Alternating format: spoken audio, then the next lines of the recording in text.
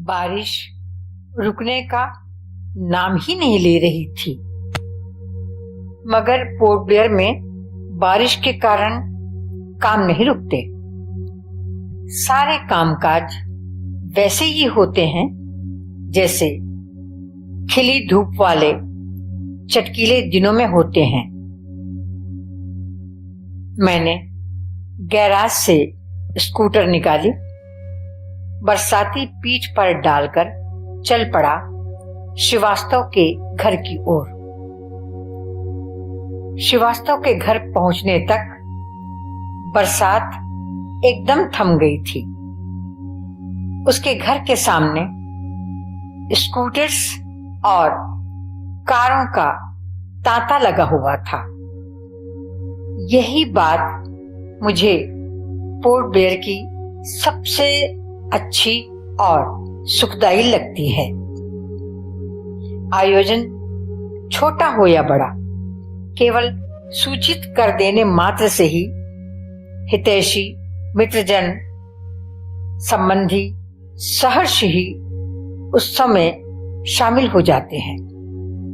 कितना अपनापन है यहाँ। रंग बिरंगी झिलमिलाती रोशनी में डूबा जगमगाता हुआ श्रीवास्तव का 2 मंजिला लकड़ी का गहरे कत्थई रंग से पुता हुआ मकान। खिड़कियों पर लगे पीले शीशे, दरवाजे पर झूलती मनी प्लांट की घनी हरी बेल, कतार में रखे लुभावनी रंगीन पत्तियों और नारंगी सफेद रंगों के फूलों वाले छोटे छोटे आकर्षक पौधे घर की सुंदरता में 4 चांद लगा रहे थे। स्वागत के लिए दरवाजे पर ही खड़ा श्रीवास्तव मुझे देखकर किलकने लगा। हेलो यार, बड़ी देर कर दी। बारिश की वजह से देर हो गई। मैंने सफाई दी। छोड़ भी यार, तेरा ये घिसा पिटा बहाना। पीठ पर हल्की सी धौल जमाते हुए बेहद प्यार से बोला श्रीवास्तव। मैंने सालगिरह का उपहार उसके बेटे दीपक के हाथ में देकर आशीर्वाद दिया। भारद्वाज, सर्व योरसेल्फ। देखो भाई, तकल्लुफ करोगे तो तकलीफ तुमको ही होगी। भूखे पेट घर जाना होगा और मुझे ये कतई मंजूर नहीं। हंसते हुए बोला श्रीवास्तव। कितना सीधा, सच्चा और सरल व्यक्तित्व का धनी है ये। सबका प्यारा, एकदम पारदर्शी व्यक्तित्व वाला श्रीवास्तव। इसी बीच श्रीवास्तव और उसकी पत्नी आगंतुकों का स्वागत करने में व्यस्त हो गए और मैं प्लेट में खाना लेकर अपने परिचितों से बात करने में व्यस्त हो गया। अंकल, सॉफ्ट ड्रिंक मांगता? बारीक मधुर आवाज ने चौंका दिया। मैंने पलट कर देखा। अरे तंबी, तुम यहाँ कैसे आया? दीपक तुम्हारा दोस्त है क्या? मैंने कौतूहल से ऊंची सोसाइटी की पार्टी में इस 2 कौड़ी के छोकरे को देखकर पूछ लिया। दीपक मेरा भाई है। तमिल भाषी के मुंह से हिंदी शब्द सुनकर सुखद आश्चर्य हुआ। इससे पहले कि मैं उसे और प्रश्नों के घेरे में बांधता, श्रीवास्तव सामने आकर खड़ा हो गया। मैं इसे लाया हूं। क्या अपने घर में नौकर रख लिया है तुमने? जिज्ञासा भरे स्वर से मैं पूछ बैठा। नहीं। श्रीवास्तव का चेहरा सख्त और आवाज में खुरदुरापन आ गया। जाहिर था उसे मेरा प्रश्न उचित नहीं लगा।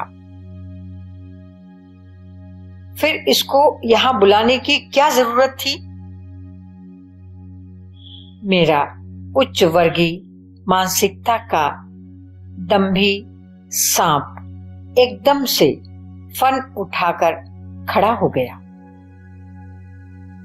क्योंकि इससे पहले श्रीवास्तव मेरी बात का जवाब देता, उसकी पत्नी ने डीएसपी साहब के आगमन की सूचना दी। श्रीवास्तव लंबे लंबे डग भरता हुआ मुझे असमंजस के बीहड़ में अकेला छोड़कर दरवाजे की ओर बढ़ गया। तंबी अभी तक कोल्ड ड्रिंक्स की बोतल लिए सामने खड़ा विस्मय से टुकुर टुकुर कभी मुझे देखता तो कभी श्रीवास्तव की पीठ को। मैंने गौर से पुनः उस 10 वर्षीय किशोर को देखा। साफ सुथरे और व्यवस्थित कपड़ों में कितना निखरा और सजीला दिख रहा था। बड़ी बड़ी आंखों में पार्टी का उल्लास भरा रंग तैर रहा था। दीपक अपनी मित्र मंडली के साथ खेल में व्यस्त था। दूर से ही आवाज लगाकर कहने लगा, Bala, come here, play with us. Thambi 2-4 कदम आगे बढ़ा, फिर पता नहीं क्या सोचकर दरवाजे पर ही रुक गया। दूसरे दिन ऑफिस में मैं किसी काम से श्रीवास्तव के चेम्बर में गया। इधर उधर की गपशप के बाद उस तंबी को पार्टी में बुलाने का कारण पूछ ही बैठा। वैसे कुछ विशेष नहीं था, पर फिर भी तुम जानना चाहते हो तो सुनो। अनौपचारिक और सहज स्वर में बोला श्रीवास्तव। तुम जानते हो ना ये तंबी कहाँ काम करता था? हाँ हाँ जानता हूं, शैंपेन होटल के बाजू वाले गैराज में ना। हाँ हाँ वहीं। मैं जब भी स्कूटर सुधरवाने या चक्कों में हवा डलवाने वहां जाता तो इस लड़के को हमेशा स्कूली बच्चों को बड़ी आशा भरी निगाहों से आते और जाते देखता। पता है एक दिन क्या हुआ? ये तंबी पेचकस और पेंचिस पाना लिए हुए चक्के का बोल्ट कस रहा था। उसी समय संयोगवश स्काउट गाइड की वेशभूषा में कुछ बच्चे सड़क के किनारे किनारे से गुजरे। ये उन्हें देखते ही फुर्ती से उठ खड़ा हुआ। उस झुंड में से एक की नजर इस पर पड़ गई तो वह दूर से ही चिल्लाया, बाला, स्कूल क्यों नहीं आता? ये जवाब में एक शब्द भी नहीं बोल पाया। पत्थर की मूर्ति बना उस झुंड को जाते हुए तब तक देखता रहा जब तक उनकी पीठ इसकी आंखों से ओझल नहीं हो गई। मुझे लगा कि तूफान गुजर गया है पर अपनी तबाहियों के निशान छोड़ गया। ये जड़वत अपनी जगह पर खड़ा रहा। उसी समय मालिक ने आवाज लगाई, ओए तंबी, सोता क्या? फोकट की तनख्वाह लेता है। मालिक का कर्कश स्वर मेरे हृदय में तीर की तरह धंसा और इसने बकरे के हलाल होने वाली लाचारी से मुझे देखा और दाएं हाथ की चिकट आस्तीन से छलछलाए आंसू पोंछकर पूर्ववत काम में लग गया। पर इसकी आंखों के करुणायुक्त अनुरोध ने मुझे कई दिनों तक विचलित किए रखा। मेरी व्यस्तता ने उससे अंतरंगता से बातचीत करने का मौका ही नहीं दिया। मशीनी युग में हम सब सचमुच में मशीन होकर रह गए हैं, एकदम संवेदनाहीन, काठ और पत्थर के गुड्डों की तरह। एक हफ्ते के बाद मैं दीपक को हिंदी सप्ताह पर हिंदी साहित्य कला परिषद में आयोजित काव्य पाठ प्रतियोगिता में भाग लेने के लिए जा रहा था। तभी बंगाली क्लब के चौराहे पर अचानक स्कूटर खराब हो गया। मैं स्कूटर को घसीटता हुआ गैराज की तरफ बढ़ रहा था तो चाय का ग्लास लिए आता हुआ दिखाई दिया मुझे ये तंबी। गंदे चिकट तेल से सने कपड़े, मुंह और हाथ पर जहां तहां मोबाइल ऑयल की कालिख लगी थी। चेहरे पर गहरी निराशा के काले काले बादल। लगा जैसे चक्रवात की चपेट में घिरा कोई टापू मेरे सामने खड़ा हो। हाथ उठाकर उसने मुझे नमस्ते किया और दीपक से पूछा, तुम किधर जाता? कविता बोलने जाता। तुम आना मांगता? दीपक ने चुटकी ली।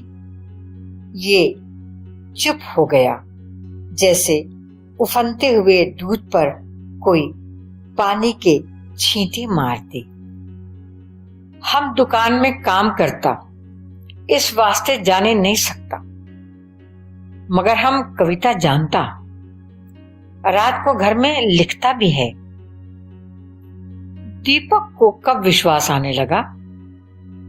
मोटर गैराज में काम करने वाला तंबी और कविता। छूटते ही बोला, अरे जाओ रे जाओ, बंडल मत ठोको। बाल सुलभ मजाक उड़ाने की प्रवृत्ति से अभिभूत होकर अभिमान से बोला दीपक, अच्छा सुनाओ तो कोई कविता, पापा के स्कूटर रखकर आने तक। ये मासूम बच्चा कब से अपनी इच्छा पर हजार बंदिशें लगाकर बैठा था। जरा सा इशारा पाते ही सारे बंधन तोड़कर अविरल बह निकला कल कल करता हुआ झरना। देशभक्ति की कविता लय के साथ बड़ी तन्मयता के साथ सड़क के किनारे खड़ा होकर सुनाने लगा। इसका स्वर क्या था? जैसे हजारों जल तरंग एक साथ बज उठे हों। इतनी मधुर आवाज उस पर देश प्रेम के पवित्र विचारों की ठोस अभिव्यक्ति के लिए प्रभावशाली शब्दों का ताना बाना सुनकर दीपक न केवल आश्चर्यचकित रह गया बल्कि मंत्रमुग्ध हो गया। इसी बीच गैराज के मालिक के कर्कश स्वर ने हथौड़ा सा जड़ दिया। कोमल भावनाएं चूर चूर होकर सड़क के किनारे बिखर गई। ओए तंबी, पूरा टेम गधा का माफिक गाना गाता रहता। ओए मिरासी की औलाद, बड़ा बड़ा बात करता, घर में दाना नहीं खाने को, ये स्कूल जाने को मांगता। चल इधर, चाय जल्दी लेकर आ। सुनकर मैं आहत हो गया। क्या यही है भावी नागरिकों का भविष्य? दूसरे दिन न जाने किस आकर्षण में बंधा हुआ मैं शाम को फिर गैराज पहुंचा और इसकी छुट्टी होने का इंतजार करता रहा। इंतजार के 1 घंटे के बीच मैंने इसे मालिक की चंपी, पैर दबाने, चाय लाने, गैराज की झाड़ू बुहार से लेकर मालिक के कटु शब्दों का दंश भी खामोशी से झेलते देखा।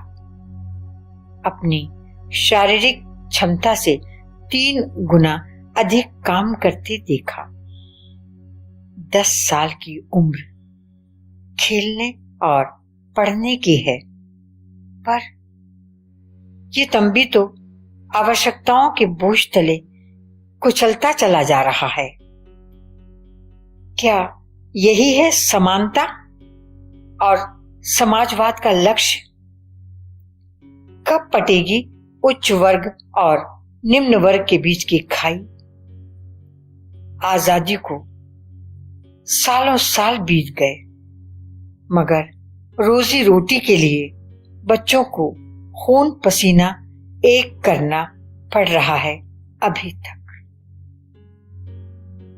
रात 8 बजे वो लस्त पस्त जम्हाई लेते हुए घर जाने के लिए निकला। मुझे देखकर ठिठका, कैसा है तंबी? ठीक है साहब। चलो मैं तुम्हें तुम्हारे घर छोड़ दूं, आओ बैठो। उसके मना करने पर भी मैंने जबरदस्ती उसे स्कूटर पर बैठा लिया। सूनी सड़कों पर ऊँघती पीली रोशनी, इक्का दुक्का लोग सड़क पर आते जाते दिख रहे थे। पोर्ट ब्लेयर में 5:30 बजे शाम से ही अंधेरा छा जाता है। 8 बजते बजते लोग अपने अपने घरों में दुबक जाते हैं। सड़क के काफी नीचे समुद्र के पास तराई की ओर झोपड़ियों का सिलसिला शुरू हो गया था। तंबी अनमने भाव से मेरे आगे आगे चलने लगा। मैंने पीछे से उसके कंधों पर हथेली रखी। वह पलटकर प्रश्नवाचक दृष्टि से मुझे घूरने लगा। तंबी, तुम स्कूल जाना चाहते हो? जवाब में चुप्पी। आसमान पर टिमटिमाते तारों को साक्षी बनाकर कहा गया मौन। बोलो ना तंबी। जी साहब।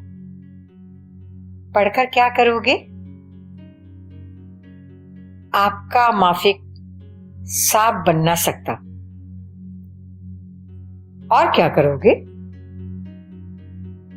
बड़ा बड़ा कविता का पुस्तक लिखना मांगता। सुनकर मुझे हंसी आ जाती। मुझे हंसता देखकर वह भी हंसने लगता है। उन्मुक्त ठहाका वातावरण का सीना चीरकर गगन में समा जाता। दरवाजे पर अम्मा अम्मा की हाक लगाता है। पुरानी साड़ी का पर्दा हटाकर 30-32 वर्ष की महिला गोद में 4 वर्ष की बालिका को लिए मेरे सामने आ खड़ी हुई। सामने अजनबी को देखकर किंचित विचलित सी हो गई। आओ साहब। तंबी हाथ पकड़कर मुझे झोपड़ी के अंदर ले गया। मछली की बदबू का जोरदार भपका दिमाग की नसें झंझना गई। उबकाई सी आने लगी। ढिबरी की मध्यम रोशनी में झोपड़ी के भीतर की उंगलियों पर गिने जाने वाली चीजों को देखकर उनकी कमजोर आर्थिक स्थिति का अनुमान लगाना कोई मुश्किल काम नहीं था। इसका अप्पा? तंबी की तरफ इशारा करके मैंने गले में अटके स्वर को बड़े प्रयास के बाद बाहर निकाला। गया साल वो मछली पकड़ने डोंगी लेकर समुद्र में गया था। तूफान में फंस गया, अभी तक वापस नहीं आया। मैं सुनकर स्तब्ध रह गया। काफी देर तक हम लोगों के बीच चुप्पी का साम्राज्य रहा। बड़े प्रयास के बाद मैं बोल सका, इस बच्चे को स्कूल क्यों नहीं भेजती आप? भेजता था साहब, भेजता था। ये 6 क्लास में पढ़ता था। अप्पा को समुद्र निकल गया तो घर कैसे चलता साहब? हम तो पढ़ा लिखा भी नहीं है, इसलिए इसको काम पर भेजता है और हम खुद मछली बेचता है। उनकी बदनसीब जिंदगी की बंद हुई किताब का पहला सफा खुला मेरे सामने। जीविका के लिए इतना कड़ा संघर्ष जीवन की इस विभीषिका से पहले कभी मेरा परिचय नहीं हुआ था। असमर्थता के कारण उपजी विषम परिस्थितियों और टूटती फूटती आकांक्षाएं, दम तोड़ती आवश्यकताएं। पर तुम क्यों पूछता साहब? बच्चा लोग का बहाना करके इधर लोग क्या वास्ते आता? हम जानता है साहब, हम सब जानता है। भर्राए गले से बड़बड़ाती तंबी की माँ झोपड़ी के दूसरे कोने में जा बैठी। करुणा में भीगा उसका एक एक शब्द मेरी छाती में अनगिनत घाव कर गया। मैं थका थका सा सहस्त्रों पहाड़ों का बोझ मन पर लिए घर लौट तो आया, मगर बार बार उस अभिशप्त परिवार के एक एक सदस्य का चेहरा आंखों के सामने घूमता रहा। हर चेहरा चीखता सा प्रतीत होता रहा। मुझे जिंदगी चाहिए, मुझे रोटी चाहिए। मेरी आशाएं, मेरे सुख गरीबी की हमशिला के नीचे दबकर मर रहे हैं। मुझे जिंदा रहना है, मुझे जिंदा रहना है। धीरे धीरे ये आवाजें अट्टहास बनकर कानों के पर्दे फाड़ने लगी। हृदय विदारक डरावनी कराहें, मानवता की दर्दीली चीख। उफ, मेरा सीना सा फटने लगा था। दूसरे दिन एक ठोस निर्णय लेकर मैं पुनः उसकी अम्मा के पास पहुंचा। सुनकर वो बिलबिलाकर रो पड़ी। उसका करुण रुदन सुनकर धरती का कलेजा भी फट गया होगा। पर मैंने उसे बहुत समझाया, ईमानदारी भरे आश्वासन दिए। लगातार कई हफ्तों तक उसे समझाता रहा। बड़ी मुश्किल से वो मेरे साथ कोर्ट चलने को राजी हुई। पत्नी को अपने निर्णय से अवगत कराया तो घर में जैसे भूचाल आ गया। आखिर तुम्हें तकलीफ क्या होगी? हमारे 3-3 मकान हैं। मीठा खाड़ी में 2 केले, सुपारी और नारियल के बगीचे हैं। हम दोनों सरकारी नौकरी करते हैं। भगवान ने हमें हर प्रकार की सुविधा दी है। क्या इसका कुछ हिस्सा हम किसी जरूरतमंद के लिए खर्च नहीं कर सकते? मैं चीखा था। मगर वो लोग हमारे धर्म, भाषा, प्रांत के भी तो नहीं हैं। पत्नी भी उबल पड़ी। तुम पढ़ी लिखी होकर भी संकीर्ण विचारों के मकड़ जाल से बाहर नहीं निकल पाई हो अभी तक। धर्म, भाषा और सांप्रदायिकता का ओछा विचार कट्टरवादी और स्वार्थी लोगों ने अपने हितों के लिए पैदा किए हैं। यही तो वे दीवारें हैं जो भारतवर्ष और उसके समाज की उन्नति के गतिरोधक बने हुए हैं। हम लोग ही अगर इस दीवार को नहीं तोड़ेंगे तो कौन तोड़ेगा? मेरा धर्म केवल मानवता है, मानवता। मेरी भाषा वही भाषा है जिससे दूसरों को सहानुभूति मिले। मेरी प्रांतीयता की सीमा में समूचा हिंदुस्तान ही समाया हुआ है।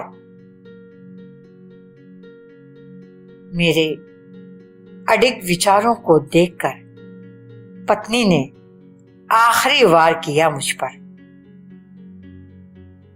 हाँ, पोर्ट ब्लेयर में वैसे भी नौकर नहीं मिलते। चलो, अच्छा हुआ आपने व्यवस्था कर दी।